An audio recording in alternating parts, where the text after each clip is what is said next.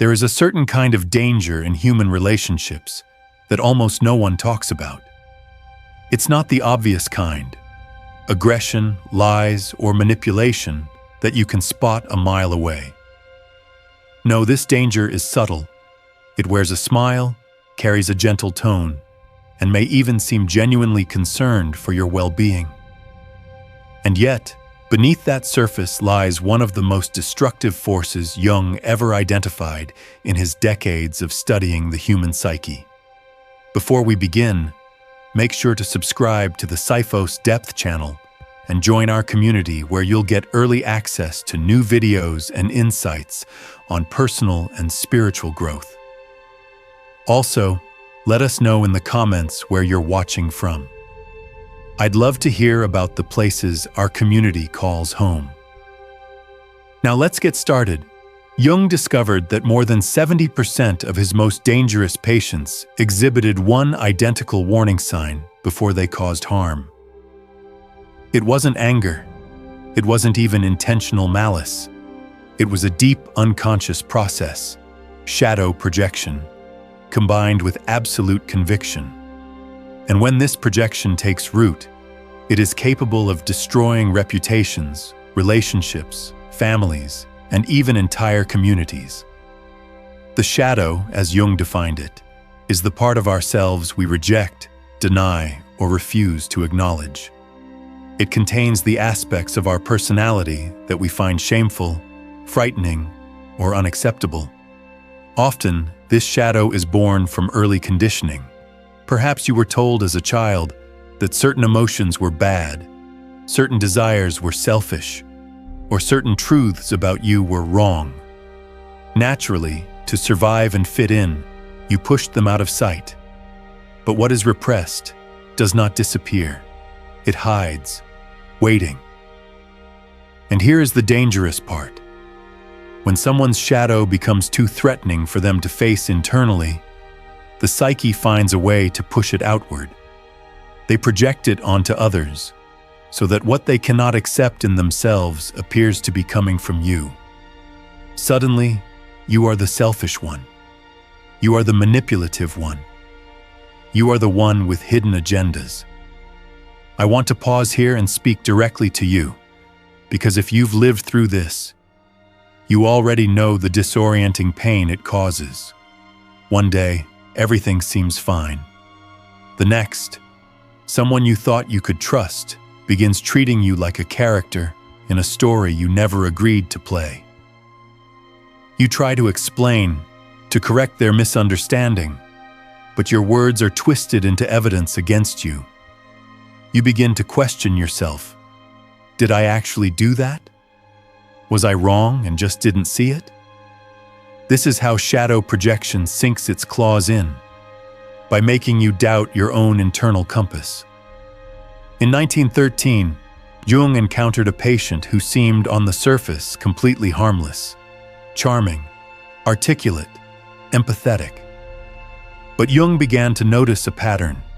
Every time this patient described someone as evil or manipulative, Jung could see those same traits reflected in the patient himself, traits the patient vehemently denied having.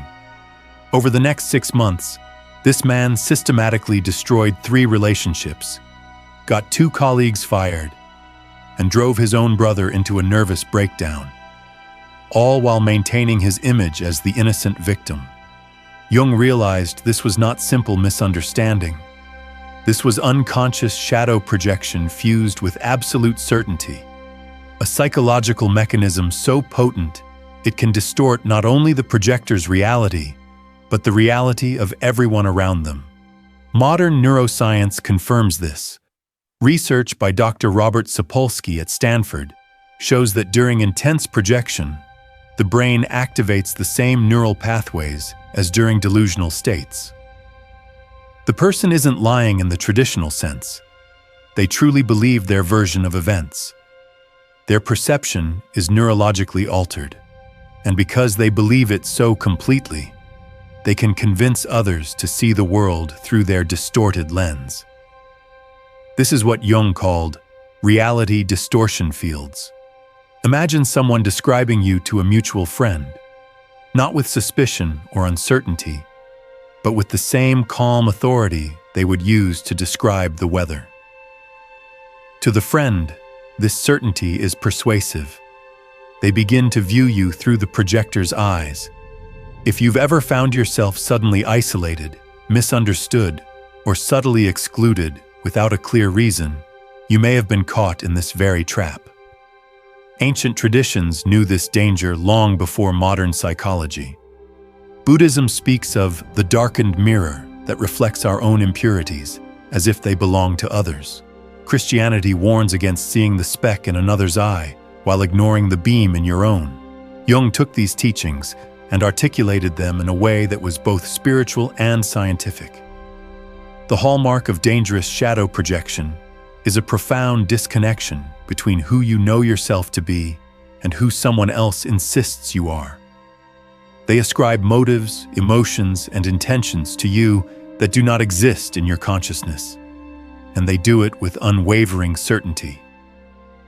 This is not ordinary gaslighting, where someone manipulates you consciously.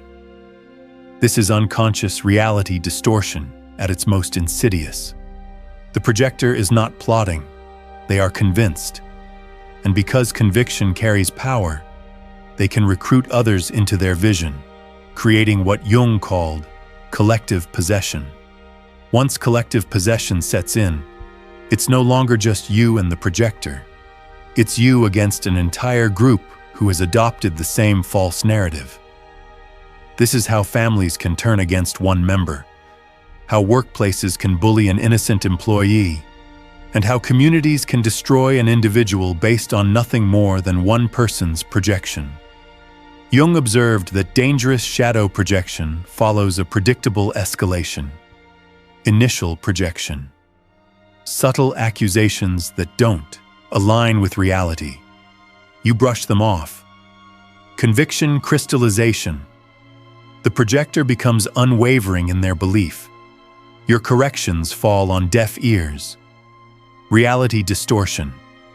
Everything you do is filtered through their false narrative.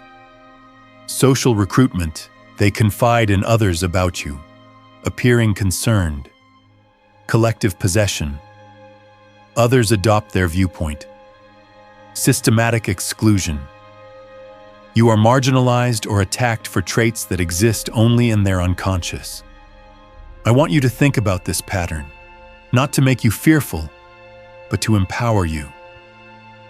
Recognizing stage 2, the point at which conviction crystallizes, can save you months, even years, of psychological harm. This is why self-trust becomes your greatest shield. If someone's view of you consistently contradicts your own inner truth, hold on to that inner truth. It's your compass in the fog of someone else's projection. In the coming sections, we will go deeper into the other dangerous signs Jung identified: ego inflation, persona identification, archetypal possession, and the compulsion to repeat, each one carrying its own unique hazards. But for now, remember this. The moment you become conscious of shadow projection, you step outside its jurisdiction. Because consciousness, as Jung so often reminded us, is liberation. Ego inflation is more deceptive than shadow projection because it hides behind a mask of apparent wisdom, morality, or enlightenment. Unlike the obvious narcissist whose self-importance is transparent, the inflated person can seem like a guiding light, someone who has figured it all out. They speak with authority, carry an air of certainty, and often hold positions of influence in spiritual, intellectual, or moral spaces. On the surface, this can be incredibly attractive. Many spiritual seekers gravitate toward such figures because they promise clarity in a confusing world. But Jung warned that ego inflation is a dangerous psychological state. It occurs when a person identifies their small, limited ego with something vast, an archetypal energy like the savior, the wise one, or the righteous judge. They begin to believe that their thoughts and actions are not merely personal opinions, but direct expressions of absolute truth. If you've ever disagreed with someone who responded not with curiosity, but with a kind of moral outrage, implying that your disagreement is a rejection of truth itself, you've seen ego inflation in action. This isn't just about being stubborn. It's about being so fused with a grand identity that questioning them feels, to them, like questioning the universe. Here's why it's dangerous. While shadow projectors unconsciously distort reality, inflated individuals consciously believe in the infallibility of their perceptions. They are not merely unaware of their shadow, they are convinced they have no shadow at all. And in that conviction, they lose the humility necessary to grow, to question, or to empathize. When someone is inflated, they often display 3 warning signs. First, absolute certainty about their own motivations. An authentic spiritual teacher will acknowledge the mystery of the human heart, will admit they are not immune to error. But the inflated person insists on their purity and righteousness, interpreting any questioning as resistance to truth, or even as evil. Second, extraordinary charisma combined with rigid thinking. They draw people in with confidence and magnetic energy, but they cannot bend without breaking. Their worldview is fixed, and disagreement becomes a personal threat. Third, a tendency to interpret dissent as moral failure. In their mind, if you do not agree with them, it is because you are unenlightened, ignorant, or morally compromised. This combination, charisma and rigidity, makes inflated individuals uniquely dangerous. People follow them willingly, even eagerly, often defending them more fiercely than they would defend themselves. The inflated individual may genuinely believe they are serving the greater good, but their inability to see their own shadow means they will inevitably harm others while believing they are helping. I've seen this dynamic in spiritual communities where a leader's word is taken as law. At first, the community thrives on the clarity and structure this leader provides. But over time, the leader's inability to question themselves breeds an atmosphere where no dissent is tolerated. Those who raise concerns are quietly excluded, labeled as negative or toxic. The leader remains convinced of their righteousness, unaware that their infallibility has become a prison for everyone involved. Jung observed that ego inflation often ends in collapse. The human psyche cannot sustain the tension of identifying with an archetype indefinitely. Eventually, the cracks appear. Scandals, contradictions, or moments of profound hypocrisy. When the collapse comes, it is devastating, not only for the inflated individual, but for everyone who placed their trust in them. But there is something even more dangerous about ego inflation. Before the collapse, it can cause enormous damage. People under the sway of an inflated leader may turn against their own intuition, silencing the inner voice that tells them something is wrong. This is why Jung considered inflation a psychic possession, because the inflated person is no longer fully themselves. They have been taken over by something larger than their own humanity, and they cannot see it. If shadow projection distorts reality, ego inflation colonizes it. It reshapes the environment to match the inflated person's vision, and anything that doesn't fit is cast out. This is why inflated individuals often end up surrounded only by those who agree with them. Dissenters are removed, leaving behind an echo chamber that reinforces their belief in their own infallibility. You may have encountered this dynamic not just in spiritual circles, but in workplaces, friendships, or even family systems. A parent who believes they know exactly what is best for their adult children, dismissing any difference as disrespect or rebellion. A boss who insists their strategy is flawless, blaming every failure on the incompetence of others. A friend who takes on the role of rescuer in every relationship, unable to acknowledge the ways their interventions may cause harm. Ego inflation thrives in environments where people are seeking direction, clarity, or meaning. And in that sense, it preys upon vulnerability, not always intentionally, but inevitably. So how do you protect yourself from the harm it can cause? The first step is to recognize the feeling it stirs in you.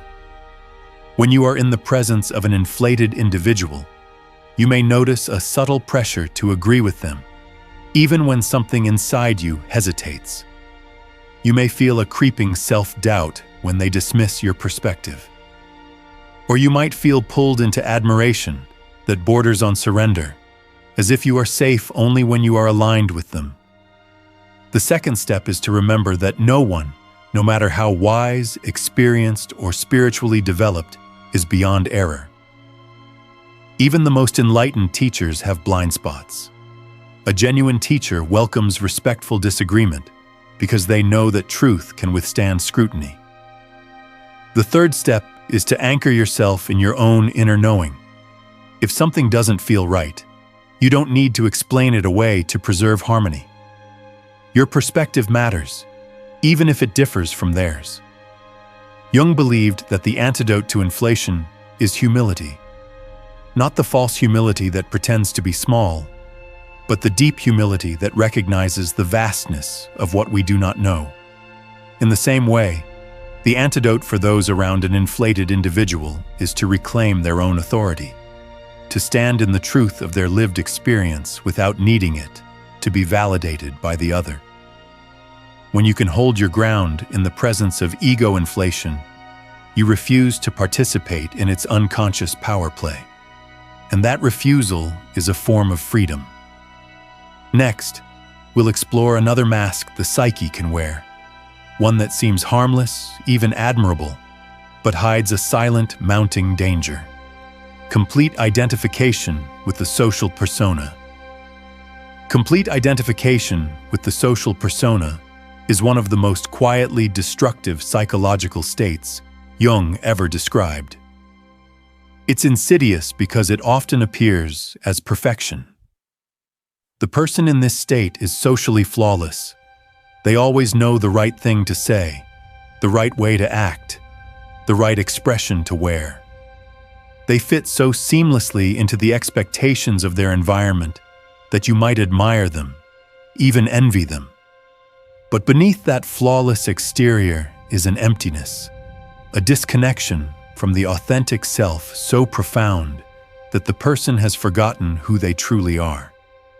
Jung called the persona the mask we present to the world. It's a necessary aspect of life. We all need a persona to navigate social situations, professional roles, and cultural norms. But when someone becomes completely identified with that mask, believing it is their true self, they lose access to their own depths. The shadow, the unconscious, the messy and contradictory aspects of their humanity, all of it is locked away. Here's why this is dangerous. The shadow doesn't vanish just because we ignore it. It gathers energy in the unconscious, like pressure building in a sealed container. And the more perfect the mask, the more dangerous the eventual eruption. Persona-identified individuals can be incredibly difficult to read. They seem balanced, polite, and unshakable. But if you've ever had the sense that something about a person's presence feels too polished, as if their humanity is somehow absent, you might have been sensing this state. The warning signs are subtle but unmistakable once you know them. First, uncanny social perfection. This person never makes a faux pas, never shows irritation, never appears tired, disheveled, or out of control. On the surface, this can be impressive, but over time it starts to feel unnatural. Because it is. Second, an artificial quality to interactions. Even when they are being kind, something about their engagement feels scripted. You may leave conversations with them feeling as though you've interacted with a role, not a person. Third, extreme reactions to perceived threats to their image. Criticism, even mild or constructive, can provoke a surprisingly defensive or even hostile response. This is because the persona is not just a mask, it's their whole identity. Threaten the mask, and you threaten their sense of self. Jung observed that when the persona becomes the only self a person recognizes, life eventually forces a reckoning. The mask cannot cover the full complexity of human experience forever. At some point, a crisis, a relationship breakdown, a career collapse, a personal loss, will shake the carefully constructed image, and the shadow will break through. When that happens, the eruption can be shocking. Years of repressed anger, grief, desire, or fear can flood out in ways that seem completely out of character. Sometimes, this takes the form of self-destructive behavior, a sudden affair, an outburst at work, reckless spending, substance abuse. Other times, the shadow is projected onto others, creating cycles of blame and conflict that seem to appear out of nowhere. I've seen this in people who lived for decades as the perfect spouse or model employee, only to experience a sudden collapse into behaviors that shocked everyone around them. But from a Jungian perspective, the collapse was inevitable, because no one can live as a mask forever without paying a psychic price. For those of us on a spiritual and psychological healing path, there's a particular danger here.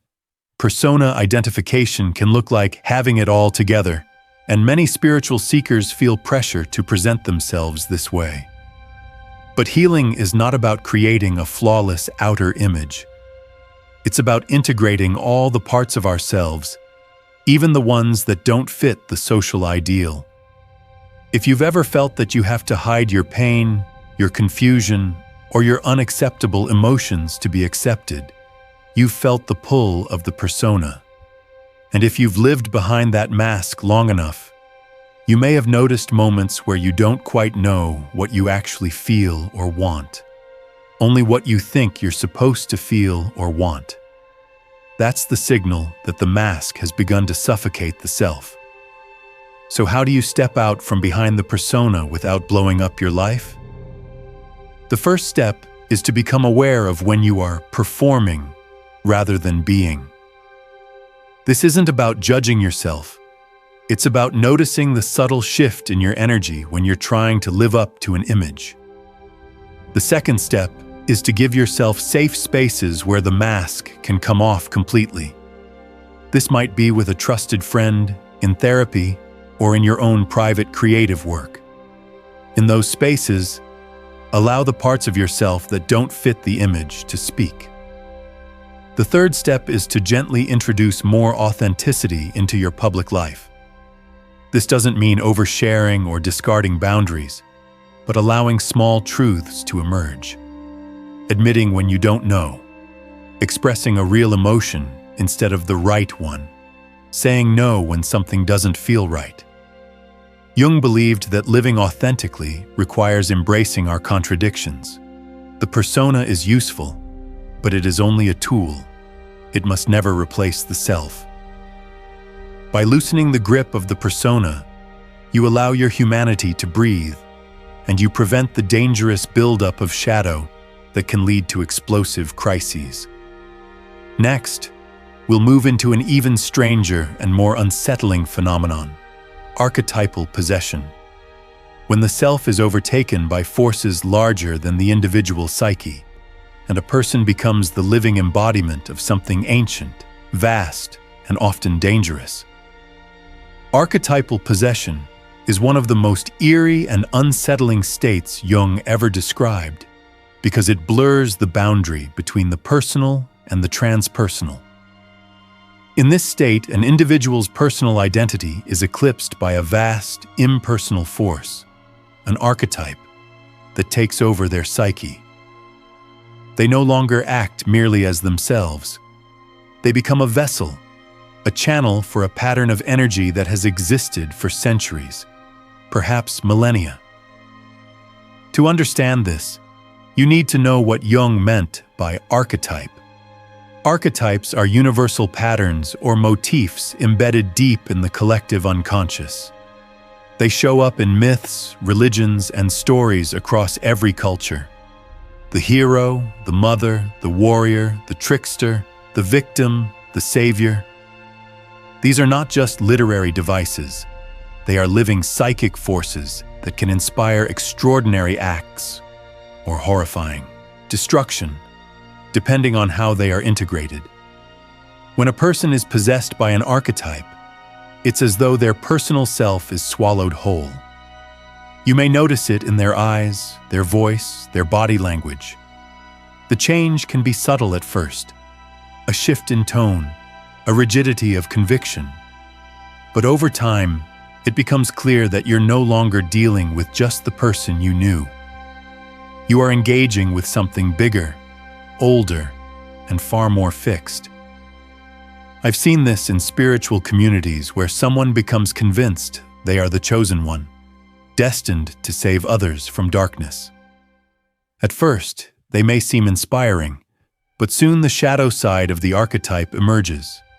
They start policing others' behavior, condemning dissent, and assuming moral authority over everyone in their orbit. Jung warned that archetypes contain polarities. The same archetypal energy that produces saints can also produce fanatics. The victim archetype, when possessed, can turn into a perpetual state of suffering, drawing endless rescuers but never allowing the cycle to end.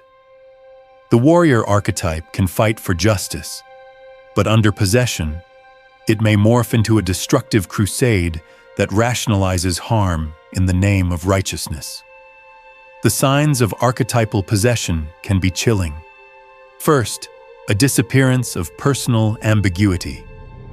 Ordinary human beings have doubts and conflicting emotions, but the possessed person radiates an unnerving certainty. They just know, and any contradiction is treated as irrelevant or worse, as a threat. Second, a voice of authority that exceeds personal experience. They speak as if they have direct access to absolute truth, even in areas where they have no training or lived knowledge. Third, a dramatic shift in relational dynamics. Friends become disciples, equals become followers, and anyone who challenges the archetype's authority becomes an enemy. It's important to understand that the person is rarely aware of what's happening. Archetypal possession feels exhilarating from the inside. There is a surge of meaning, purpose, and identity. The person may feel as though they've finally found their calling, when in reality, they've been overtaken by a psychic force far larger than their own personality can handle. The danger lies in the archetype's shadow. The savior archetype inevitably carries the shadow of the tyrant. The victim archetype carries the shadow of the persecutor. The warrior archetype carries the shadow of the destroyer. Without conscious integration, possession will eventually reveal its opposite face. And because the person is so identified with the archetype, they cannot see the harm they cause. They will rationalize it as necessary for the greater good. Jung documented cases where possessed individuals committed acts completely at odds with their conscious values, only to later experience either complete amnesia or elaborate justifications. This is why possession can be so destructive. The ordinary moral compass is overridden by the archetype's agenda. For those who have been on the receiving end of archetypal possession, the experience can feel surreal. You may find yourself drawn into someone's cosmic mission without quite knowing how you got there.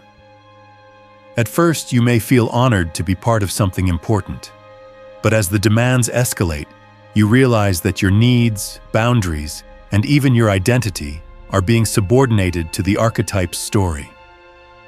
Escaping from this dynamic requires clarity. You must be able to distinguish between the person and the archetype. This is harder than it sounds, because the archetype speaks with the person's voice and wears their face. But you can learn to spot the shift. The moment when ordinary conversation gives way to grand proclamations, when personal connection is replaced by a role you are expected to play in their unfolding myth. Jung believed the antidote to possession is consciousness, recognizing when you or someone else is caught in the grip of an archetype and naming it for what it is.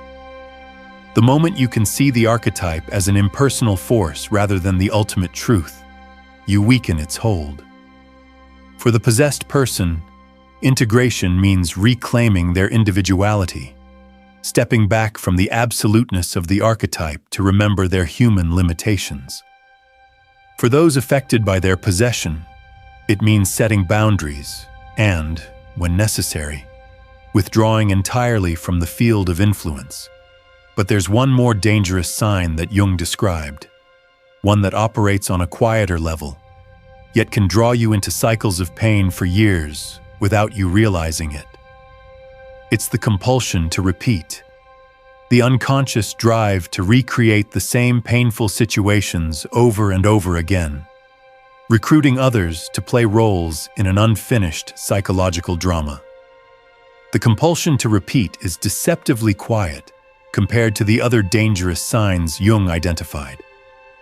There's no grandiosity here, no overt charisma, no obvious manipulation. Instead, it works like an invisible script, one the person doesn't even realize they're carrying, playing out the same painful story again and again, with different people, in different places, under different circumstances. Jung called this phenomenon negative synchronicity, the unconscious ability to orchestrate encounters that mirror unresolved wounds. The person caught in this cycle isn't deliberately seeking harm. In fact, they often see themselves as unlucky, cursed, or perpetually victimized by fate. But beneath the surface, their psyche is working tirelessly to recreate the original conditions of their trauma, not to suffer for suffering's sake, but in a misguided attempt to resolve it. The tragedy is that the pattern almost never resolves. Because the script is unconscious, the person is compelled to choose the same kind of characters to populate it. They gravitate toward partners, friends, employers, or authority figures who will play the exact role they unconsciously expect: the betrayer, the abandoner, the critic, the controller. And without awareness, they unknowingly cast you into one of those roles. If you've ever been in a relationship where it felt like you were constantly defending yourself against accusations that didn't fit, or you were being punished for things you never actually did, you may have stepped into someone's repetition compulsion. It usually starts subtly. You might meet someone who seems warm, open, and eager to connect. The bond forms quickly, and there's an almost uncanny sense of familiarity, like you've known them for years. That familiarity is the first red flag. It often means you've stepped into a role that matches their old script. Soon, situations arise that feel strangely out of proportion. You might forget to return a message promptly, and suddenly they're acting as though you've deeply betrayed them. You try to reassure them, but nothing you say seems to matter. They're not responding to you as you are. They're responding to someone from their past, a ghost you've unknowingly awakened simply by existing in their life. Jung believed that repetition compulsion is the psyche's attempt to get it right this time. The unconscious recreates the scene of the wound in hopes of rewriting the ending. But without conscious awareness, the ending never changes. Instead, the wound is reopened over and over again, sometimes for decades. The warning signs of repetition compulsion include a consistent pattern of similar conflicts across different relationships. The names and faces change, but the dynamic remains eerily the same. Surprise at the recurrence. They are genuinely shocked each time it happens, unable to see the thread that connects each event. Rapid intensity in new relationships. The bond feels fated, inevitable, almost too close too soon. Assignments of roles. You may find yourself being treated as if you've already done something wrong, even early on. The danger here is subtler than with shadow projection or ego inflation, but no less real. If you are drawn into someone's repetition compulsion, you can find yourself playing a part in a drama that began long before you met. You may end up carrying the weight of their unresolved pain, blamed for wounds you didn't inflict, or cast aside when you fail to fulfill the unspoken script. Escaping this dynamic requires two key forms of awareness. First, you must learn to recognize the feeling of being cast in a role. Pay attention when someone reacts to you in ways that feel strangely disproportionate or disconnected from the actual situation. Second, you must resist the pull to fix the story for them. This is the hardest part, especially for compassionate, empathetic people who see someone's pain and want to help. But stepping into their cycle as the rescuer doesn't free them. It only ensures the pattern continues. Jung often said that the path to liberation begins with consciousness. When you can see the pattern, name it, and refuse to play your assigned role, you create a break in the cycle. The other person may not like it. In fact, they may push harder to get you back into your part. But holding your boundary is the only way to protect your own psychological integrity. When we put all of these dangerous signs together, shadow projection, ego inflation, persona identification, archetypal possession, and the compulsion to repeat, we see a common thread: unconsciousness. In every case, the harm comes from what is unacknowledged, unexamined, and unintegrated within the psyche. Jung did not map these territories to make us fearful of others. His purpose was empowerment. When you can recognize these patterns in those around you and in yourself, you reclaim choice. You can step out of psychological traps before they close around you. You can refuse to be recruited into someone else's unconscious drama. And perhaps most importantly, you can turn your attention inward, asking, where might I be projecting? Where might I be inflated? Where have I mistaken my mask for myself? Where have I been possessed by an archetype? Where am I repeating old wounds? Because here's the truth Jung wanted us to remember. The most dangerous people are those who are completely unconscious of their own darkness. But the moment you become aware of these patterns, both in the world and within, you are no longer at their mercy. In the end, protection doesn't come from fighting or proving or defending. It comes from clarity, from knowing what belongs to you and what doesn't.